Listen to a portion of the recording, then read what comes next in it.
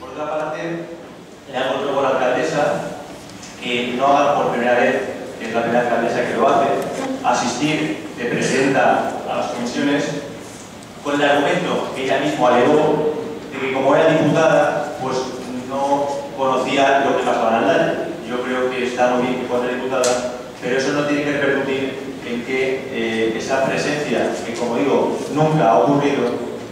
signifique un sueldo lícito, por lo que comenta, pero moralmente en este momento más que censurable.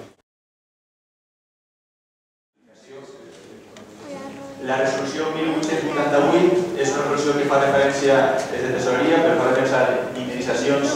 i assistència a membres de la corporació i simplement així el que vau fer manifestar i preguntar a l'alcaldessa si creu oportú que ella, en primera vegada, com a alcaldessa de Tribunal de Diputada, presidisca les comissions i des del nostre punt de vista simplement tinga l'interès de conseguir un sobresou. En aquest cas, l'alcaldessa té